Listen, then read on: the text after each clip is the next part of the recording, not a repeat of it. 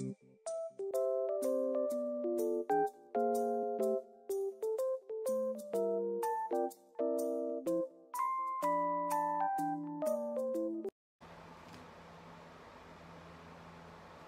Assalamualaikum warahmatullahi wabarakatuh. Waalaikumsalam warahmatullahi wabarakatuh. Baiklah, perkenalkan nama saya Miftah Hanifa. Saya dari Prodi D3 Rekam Medis, Stikes Dharma Lambau Padang. Baiklah, kali ini saya akan mewawancarai Ibu tentang trombosit rendah pada ibu hamil. Apakah Ibu berkenan untuk saya wawancarai?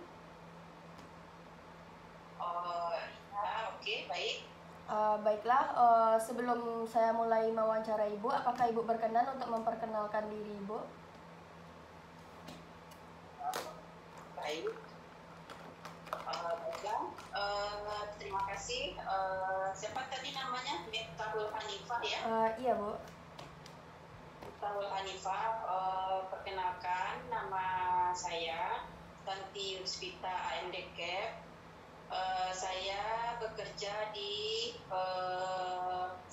sebagai bidan di RSUD Adnan WD Payakumbuh, tepatnya di ruangan kebidanan. Baiklah, saya akan mulai saja ke pertanyaan yang pertama ya, Bu. Ya.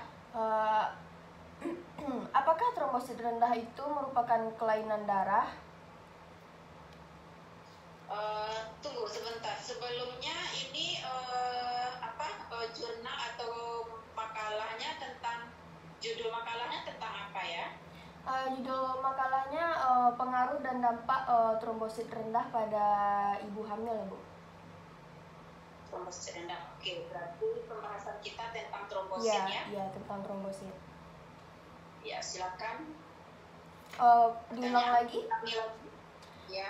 Apakah trombosit rendah itu merupakan kelainan pada darah? Ya, tentu saja pasti trombosit rendah itu merupakan kelainan darah. Kita tahu bahwa tubuh manusia ini kan mempunyai 3 jenis sel. Iya. Yang pertama sel darah merah, sel darah putih, dan trombosit. Di mana trombosit tersebut merupakan sel terkecil dari darah yang berkisar rentang normalnya berkisar sekitar 150.000 sampai 450.000. Di mana trombosit ini dia memiliki nukleus yang tidak dapat melakukan pembelahan sel yang disebut dengan mitosis, yang di mana trombosit ini berfungsi sebagai sel darah merah yang berfungsi untuk mengontrol pembekuan darah, di mana bisa menyembuhkan luka atau menghentikan perdarahan. Istilah daripada kalau di istilah medisnya di dunia medis, trombosit rendah ini bisa juga kita sebut dengan trombositopenia. Ya seperti itu ya, otomatis trombosit rendah adalah merupakan kelainan yang terjadi pada darah manusia. Cukup. Berarti emang trombosit itu kelainan darah ya, Bu? Iya, kelainan darah. Pertanyaan selanjutnya, apa saja penyebab trombosit rendah pada saat kehamilan? Sebenarnya penyebab trombosit rendah pada kehamilan ini banyak sekali ya. Cuman ada beberapa di sini yang mau saya sampaikan. Contohnya yang pertama bisa kekurangan vitamin B12 dan asam folat, di mana asam folat tersebut merupakan vitamin yang sangat dibutuhkan sekali oleh ibu hamil, mana asam folat tersebut kan banyak fungsinya. Fungsinya seperti untuk kebayinya itu begitu banyak fungsinya, bisa meningkatkan kecerdasan otak dan yang lain-lainnya. Kemudian yang kedua, trombositopenia ini bisa juga disebabkan oleh penyakit autoimun, infeksi virus atau infeksi berat, kemudian bisa karena kelainan sumsum tulang belakang dan beberapa penggunaan obat-obat yang tertentu. Dalam kehamilan biasanya juga penyebab trombositopeni bisa disebabkan karena solusio plasenta, di mana solusio plasenta tersebut merupakan lepasnya plasenta dari penanaman di dalam rahim sebelum waktunya. Kita kan tahu plasenta ini lepasnya kan sewaktu bayi setelah lahir. Tapi dalam kasus seperti ini, dalam kasus solusio plasenta ini, sebelum bayinya lahir justru plasentanya sudah lepas. Nah, itu bisa menyebabkan trombositopeni tadi. Kemudian yang selanjutnya bisa disebabkan oleh istilah medisnya PEB, yang dimana disebut juga yang kepanjangannya preeklamsi berat. Kemudian baiklah, pertanyaan selanjutnya, pada saat kehamilan dan terjadinya trombosit rendah, apakah akan berpengaruh kepada tubuh anak setelah lahir? Oh, pasti, tentu saja. Di mana ibunya sudah mengalami trombositopenia atau trombosit rendah, otomatis itu akan berdampak juga pada bayinya. Baiklah, pertanyaan selanjutnya, apakah trombosit rendah pada ibu hamil itu berbahaya?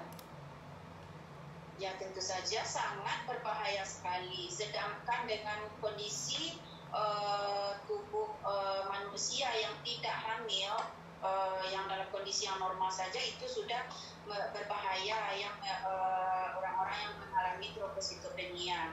Apalagi dengan kondisi ibu hamil di mana. Selanjutnya, bagaimana gejala-gejala trombosit rendah pada ibu hamil?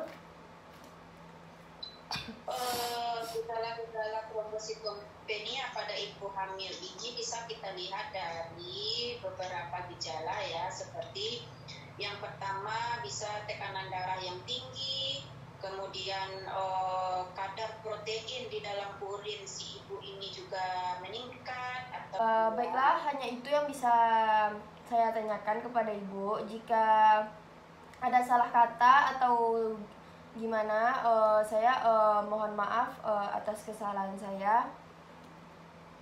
Baiklah, saya akhiri wawancara ini dengan dengan menyampaikan Assalamualaikum warahmatullahi wabarakatuh.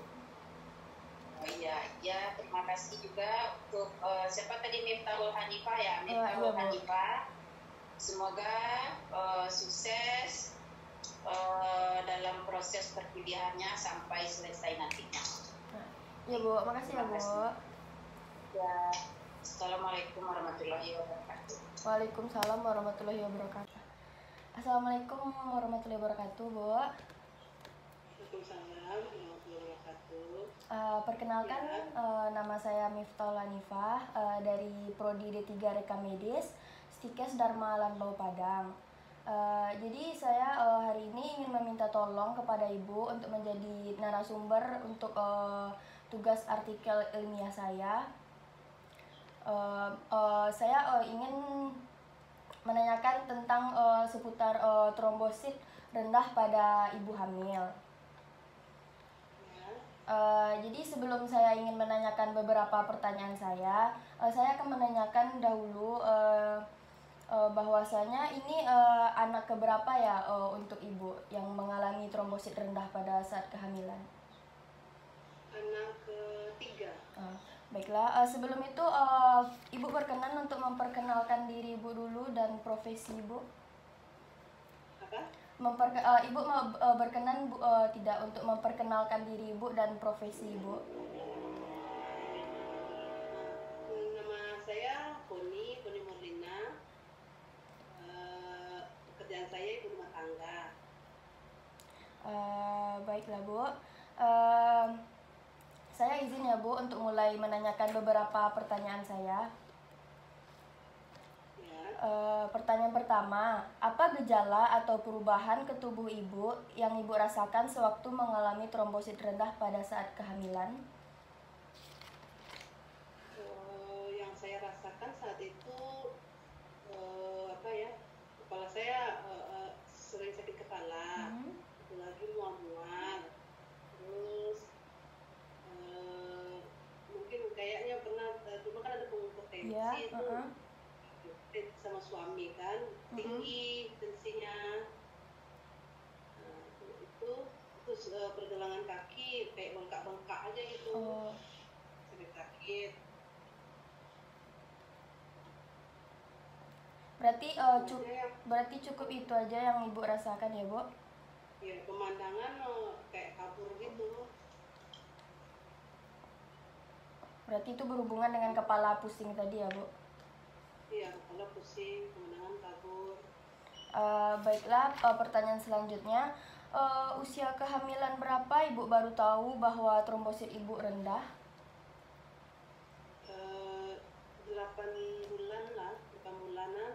Berapa minggu tuh? 33 minggu ya? Iya, iya. Ya, 33 minggu.